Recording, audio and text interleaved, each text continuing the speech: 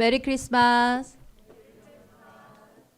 우리를 구원하시러 이 땅에 오신 예수 그리스도를 찬양합니다.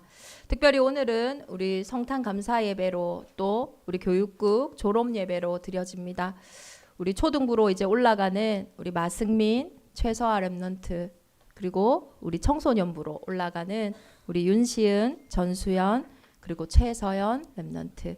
특별히 방학을 맞이해서 우리 서아 서연이는 고향인 중국으로, 또 우리 수연이는 지금 서울에서 또 예배 드리고 있습니다. 우리 후대들이 이렇게 졸업 예배를 드릴 때는 뭐 후대들이 언약을 붙잡는 것도 중요하지만 우리가 이들은 미성년자라고 하잖아요. 그럼 육신적인 부분들도 부모가 케어하고 책임을 지지만 가장 중요한 영적인 책임을 질 수 있어야 돼요. 그것이 바로 부모와 교사와 교회가 언약을 붙잡는 것입니다. 그래서 우리들이 후대를 향하여 또 이 졸업을 두고 언약을 붙잡을 때 하나님은 앞서서 그들의 현장에 역사하시고 일하실 줄 믿습니다. 오늘 이 기쁜 소식이 우리 제주뿐만 아니라 전역에 전달되어져야 될 줄 믿습니다. 왜 기쁜 소식입니까? 여러분들은 어떤 달을 제일 좋아하시는지 모르겠어요. 근데 저는 어릴 때부터 5월 달을 제일 좋아했어요. 왜냐하면 제 생일이 5월 달에 있거든요. 그래서 5월이 되면요 그냥 좋은 거예요. 그리고 얼마나 좋아했냐면 결혼도 5월에 해야겠다 이렇게 생각할 만큼 5월을 참 좋아했어요. 그런데 시간이 이렇게 지날수록 한 해 한 해 지날수록 5월에 대해서 제가 무덤덤해지고 무감각해지더라고요. 큰 기쁨이나 설렘이 딱 사라진 거예요.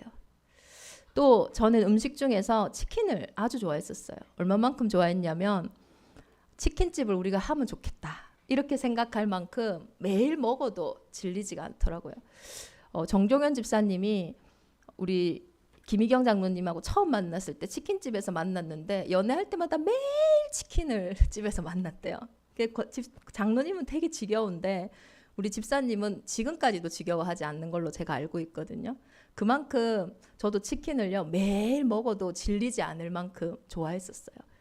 그런데 그게 왜 좋아했냐면 어릴 때 저에게 가장 좋았던 음식이 치킨이었나 봐요. 그러니까 치킨을 시켰을 때 설레이는 거예요. 그 맛이 막 기대되어지고.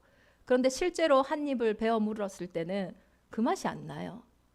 그래서 한동안 그래 어릴 때 그 치킨이 참 맛있었나 보다. 장모님 양념치킨 막 이러면서 제가 생각을 했었거든요.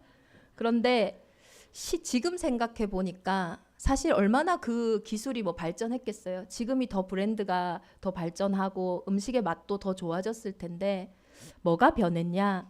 제가 나이가 들어간 거예요.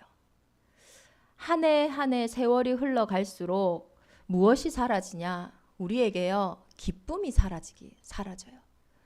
정말 좋고 행복하고 벅찼던 것들이 점점 시들시들해지고 많은 것을 해도요. 예전처럼 그렇게 설레거나 좋지가 않아요. 참 만족이 없고 참 평안이 없고 참 기쁨이 없어지는 것 같아요. 그래서 우리 아이들이 막 까르르까르 웃을 때마다 뭐가 저래 좋냐? 젊은가 보다 어르신들은 그렇게 이야기하시더라고요. 나이가 들어갈수록 시대가 흘러갈수록 참 기쁨이 사라지고 있는 시대입니다. 그러다 보니까 어느 순간 우리는 많은 부분들이 익숙해져요. 개구리가요 뜨거운 물에 바로 넣으면 팔딱 뛰어오르거든요. 그런데 그 개구리가 그냥 물에 탁 서서히 온도를 올리면 아이고 따뜻하다 하다가 어느 순간 죽어버려요. 이렇게 익숙해진다라는 것은 우리에게 어느 순간 기쁨이 사라지고 설렘이 사라지고 무덤덤해진다라는 거는 뭐 육신의 나이가 들어서 세월이 흘러서 경험해봐서 그래서 그럴 수도 있지만 가장 중요한 우리에게 영적인 젊음이 점점 사라지고 있다라는 거예요. 그게 참 무서운 일입니다. 한 해는 가지만 우리 대정인만의 온 교회는 날로 젊어지는 은혜가 있기를 예수 그리스도의 이름으로 축원합니다.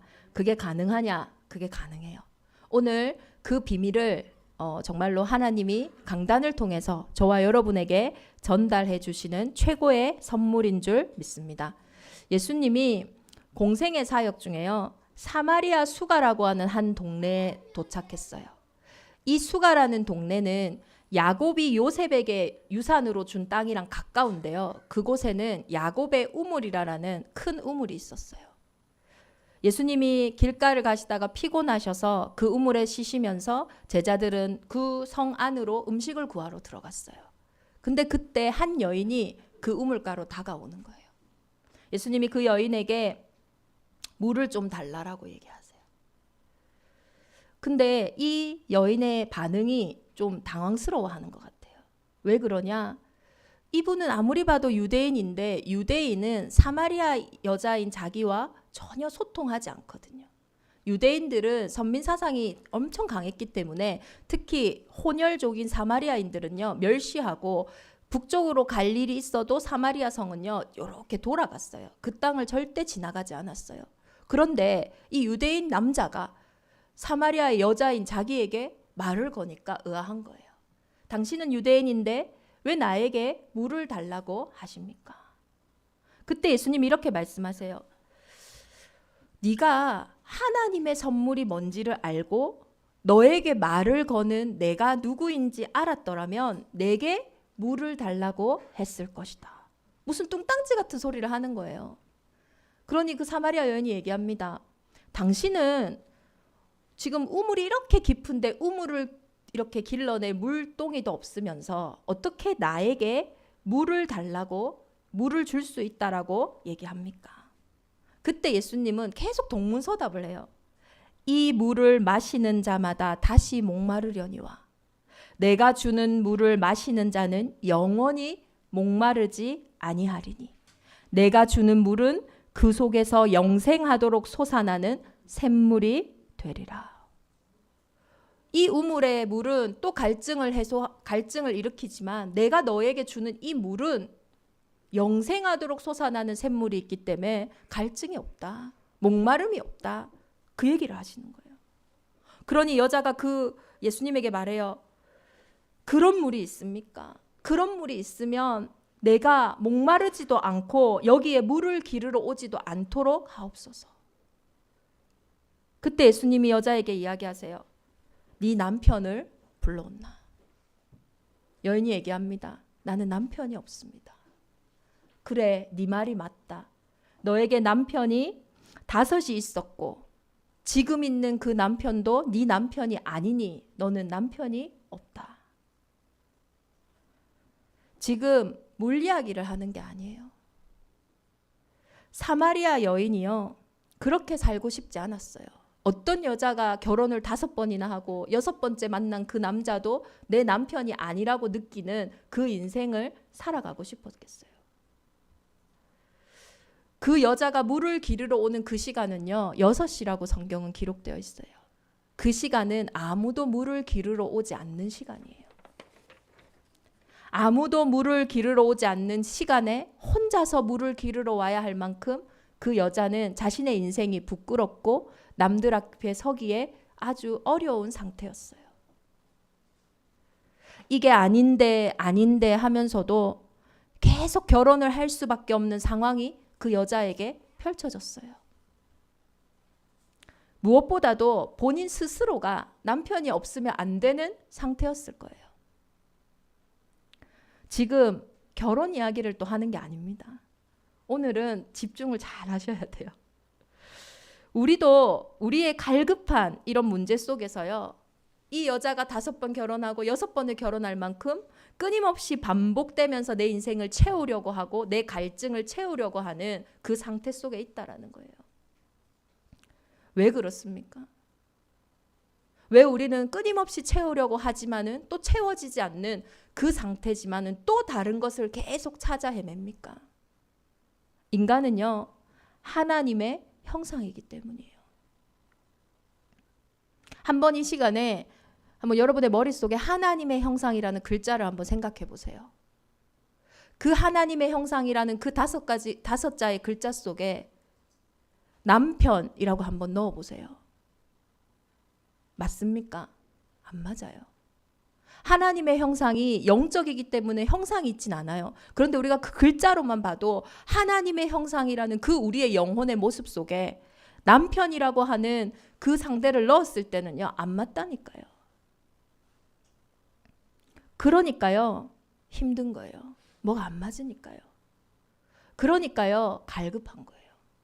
그래도 계속 다른 것을 하나님의 형상 속에 집어넣을 수밖에 없어요. 물건이 언제 고장납니까? 틀린 거 계속 입력하면 고장나요. 내 영혼에 자꾸 틀린 것으로 내 갈증과 내 갈급함과 해소되지 않는 마음과 그 육신의 상태를 채우려고 하니까요. 정신도 병들고 마음도 병들고 내 육신도요, 고장날 수밖에 없는 거예요. 그런데요, 계속 우리는 그 상태 속에 있을 수밖에 없어요. 그게 운명입니다. 그게 성경이 말하는 죄와 사망의 법이에요. 죄인은 죄를 스스로 해결할 수 없습니다. 만약에 그 사마리아 여인이 스스로 자신의 문제를 해결할 수 있었다면 절대로 그렇게 5번 결혼하고 6번째 결혼하는 그 일을요, 하지 않았을 거예요. 이미 자기의 운명을 바꾸고도 남았을 거란 말이에요. 그런데 사람은 스스로 자신의 문제를 해결할 수 없어요. 그래서 아닌 걸 알면서도 계속 그 속에 있을 수밖에 없는 거예요. 왜 못 바꿉니까? 그 죄를 짓는 자는 마귀에게 속해 있기 때문이에요. 마귀는요, 눈에 보이지 않는 존재입니다. 우리가 눈에 보이는 적도요, 나보다 힘이 세면 못 싸우거든요. 지거든요. 그런데 눈에도 안 보이죠. 그런데 그의 전술은 거짓말을 진실처럼 해요. 그리고 그는 광명의 천사처럼 활동해요. 사마리아 여인이 이혼 계속 하려고, 실패 계속 하려고 결혼했을까요? 저는 아니라고 생각하고요. 이 남자는 아니겠지. 이 남자는 다르겠지. 또 실제로 보면요, 달라 보여. 뭔가 내 인생을 채워줄 수 있을 것 같고, 뭔가 나에게 답이 될 수 있을 것 같고, 이제는 변할 것 같고, 그 기대 속에서 하는 거예요. 광명의 천사니까요. 거짓말의 압이니까요. 진리를 말할 때마다 제 것으로 말하니까요. 이번은 아니겠지.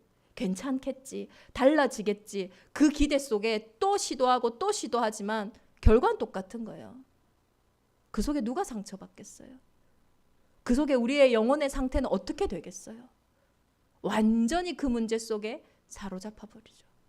다시는 그걸 시도하고 싶지 않을 만큼. 절대 못 이기는 겁니다. 이 아무도 모르는 자신의 상태, 이 영적인 문제를 진단한 예수님에게 여자가 말합니다. 당신은 선지자시군요. 내가 들어보니 선지자들에게 우리는 이 산에서 예배하지만 당신들이 예배하는 곳은 예루살렘에 있다고 하더이다. 예수님이 말씀하세요. 이 산도 아니고 예루살렘도 아니다. 영과 진리로 예배하는 곳마다. 하나님은 영이시니 예배하는 자가 영과 진리로 예배할지니라. 이 답을요, 사마리아 여인에게 갈급한 그 심령에게 주신 답이라니까요. 우리가 매주 예배 때 올 때에 영과 진리로 예배할지니라, 그 예배의 첫 시작이 이 사마리아 여인에게 주신 말씀이에요. 이 산도 아니고 저 산도 아니다. 너의 영혼이, 너의 그 하나님의 형상인 그 부분이 진리 되신 그리스도로 예배하는 그것만이 너의 갈급함과 너의 문제를 끝낼 수 있다. 여자가 그래도 복음을 들었던 여자인가 봐요. 그리스도라 하느니 메시아가 오실 줄을 내가 안다. 그가 오면 우리에게 모든 것을 알려주신다고 했다. 그때 예수님이 말씀하세요. 내가 그라. 영과 진리를 예배하는 이 시간에 우리가 만나야 할 분은 누구냐? 그 예수님이 내가 그라.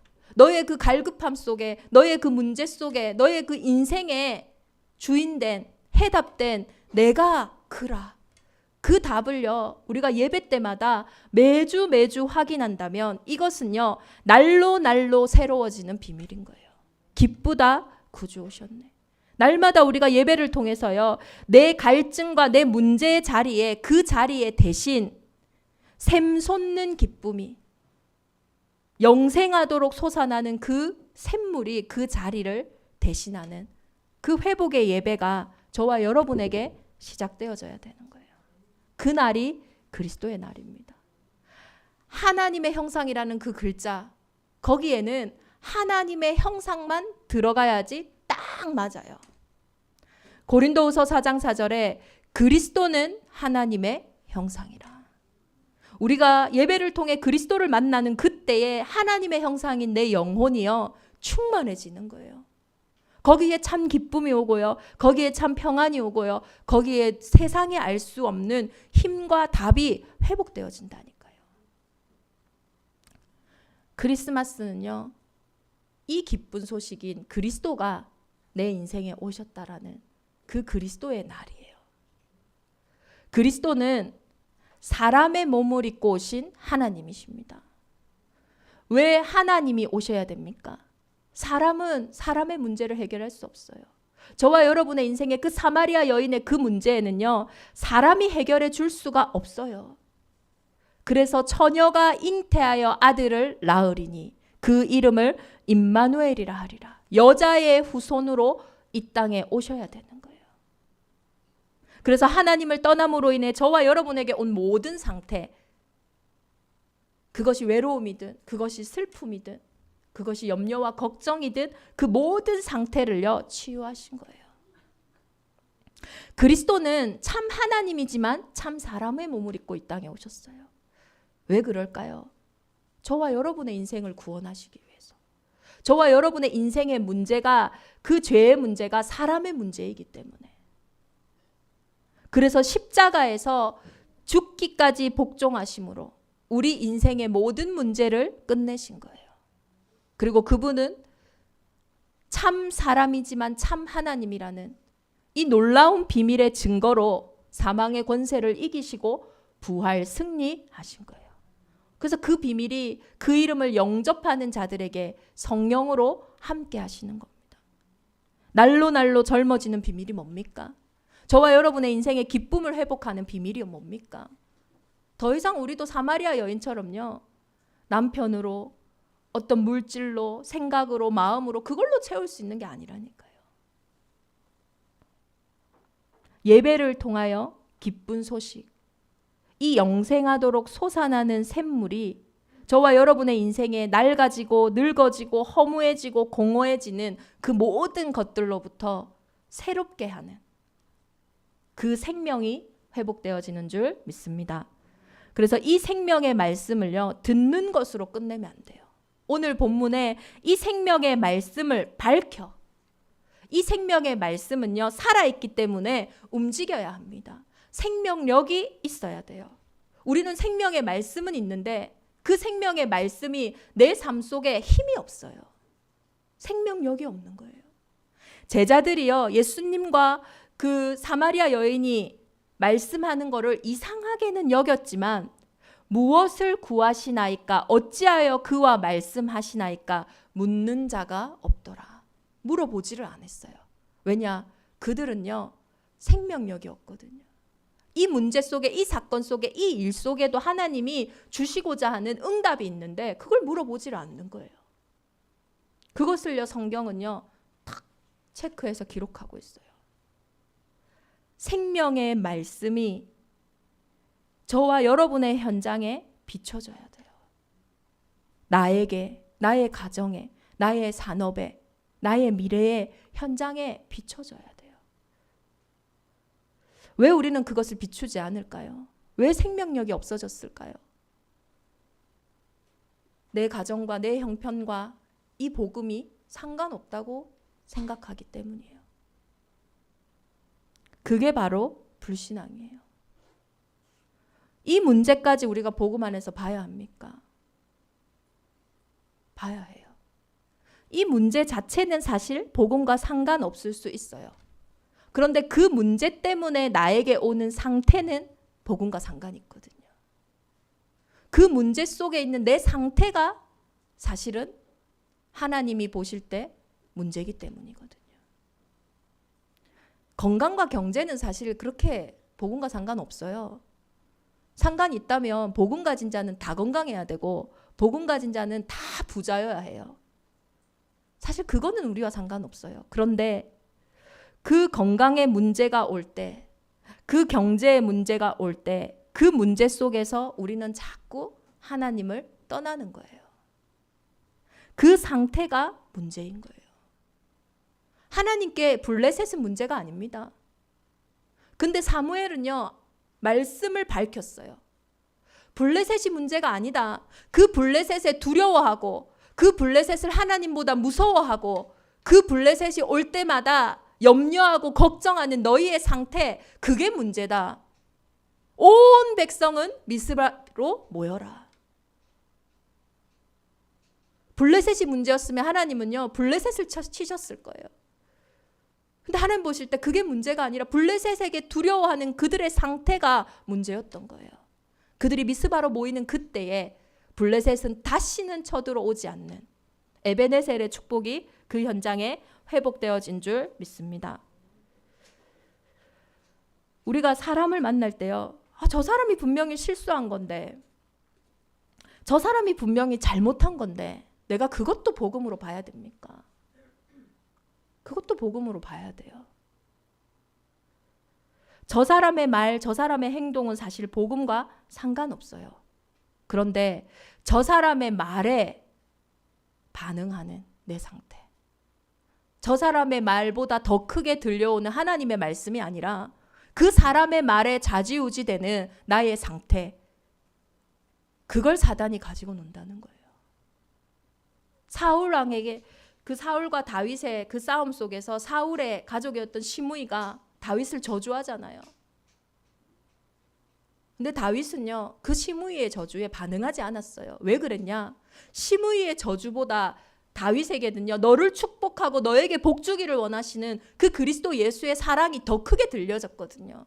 참은 게 아닙니다. 용서한 게 아니에요. 그 말보다 그 말씀이 더 강하게 영향을 주니까요. 아무 상관없는 거예요. 어떻게 되어졌습니까?